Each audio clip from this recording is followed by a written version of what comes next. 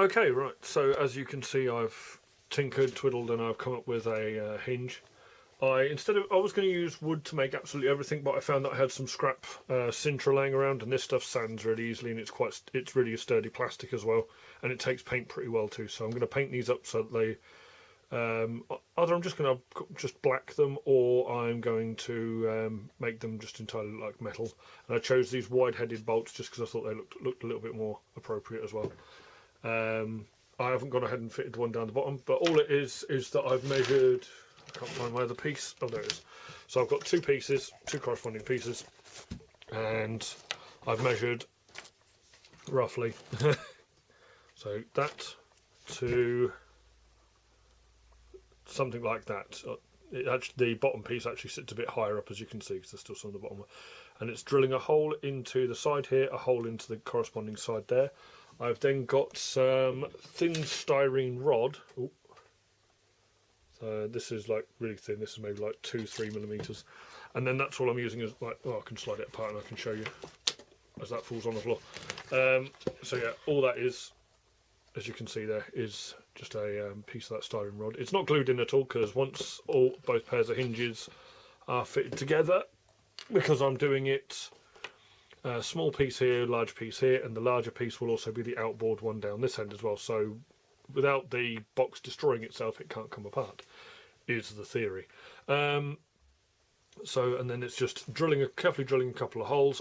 As I chose to use these bolts. They're a bit wider. They do protrude slightly on the inside, but I have a root tool and a carbide disc, so I can just cut off the excess. And yeah, so once they're fitted and I know that it all works fine and dandy and everything, it'll be dismantling the hinges again so they can be painted.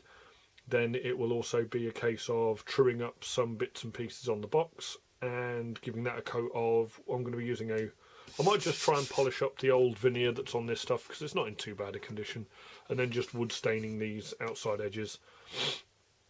I mean, previous ones, which I will link in the description below, are they've had various artworks and stuff added to the outsides as per my friends' requests. You can do whatever you like with the outside surface, so that you can like etching into it and whatever else, depending on the thickness of the material you're using. And using the same method, you can use I could have even used the same strip wood that I've used to make the walls. It's just I don't have much luck when it comes to drilling fiddly little holes in thin pieces of wood. I tend to get the case of the splits, but it can be done. You just need to be more adept than I am. But yeah, so this could also translate entirely to cardboard. You could even if you were doing it out of cardboard, you could then mask the entire back side of this by adding a ridge of cardboard like the spine of a book, like cardstock, like the spine of a book, and you could then cover it with some fabric or maybe some leather and make it look like a leather-bound tome.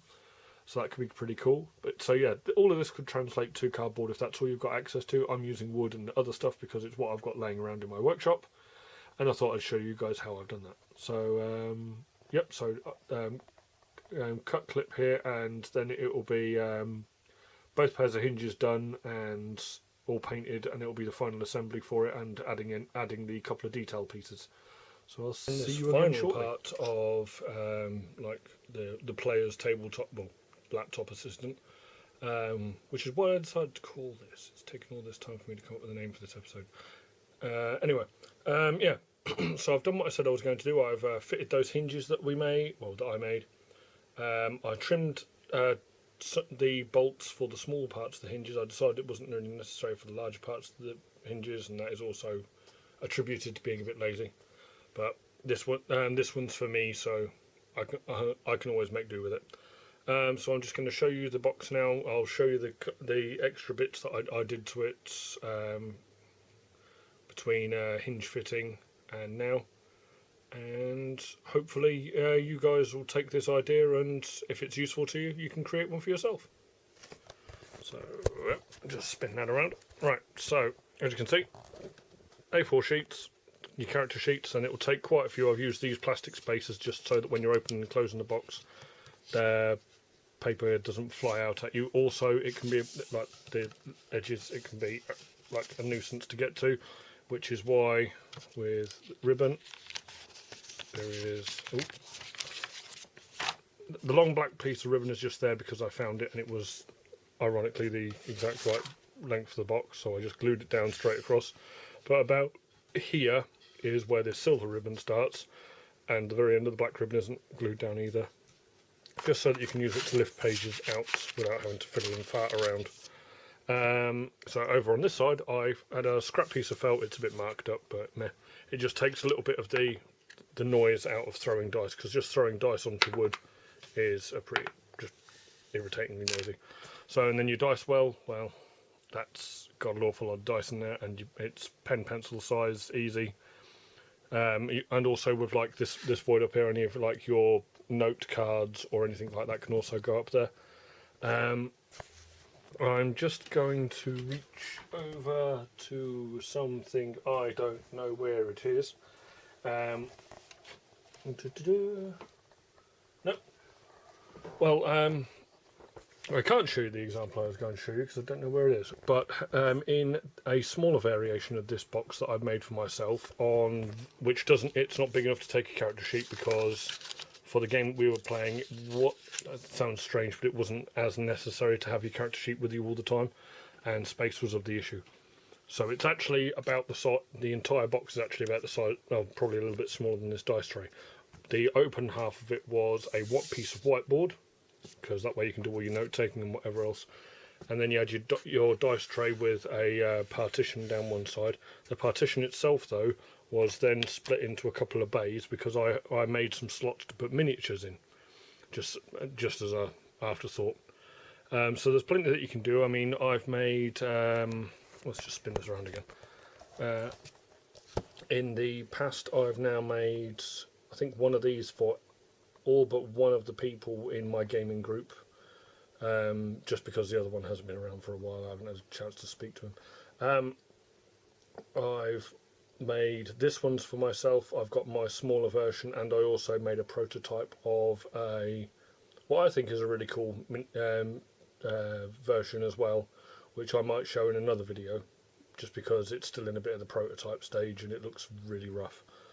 What was I saying? Yeah, so one of my friends decided to have a pretty basic version, quite a lot like this one. He just wanted a slightly more elaborate outside, so he's like got some design work and whatever else painted on the outside. Then one of the woman that we game with, she also had they've all pretty much had design work put on the outside. I'm not really too fussed about it, but inside her one, she wanted more space for sheets and stuff like that, because she likes to keep all of her spell sheets and whatever else in there. So her paper tray was a lot deeper, and then so they were both A4 variants. Now the one of the guys that we game with, he wanted one that had an additional purpose. He plays card games a lot, so he has like the deck boxes, and he actually wanted to be, because he could use it, he wanted a box that was big enough that if he wanted to, he could play his card games on his lap using the box as the gaming surface. The box was substantially larger. It's a bit unwieldy for tabletop play, but it still contains all of his information. It contains, I think it still has its dice and miniature partition, and it also holds, I think, 5 deck boxes, because it is essentially one of these A4 boxes with I think it's about another 6 inches added width-wise and a couple of inches height-wise, so it's pretty massive. So yeah, this has been my player, laptop companion, laptop helper sort of box, where spaces are the premium.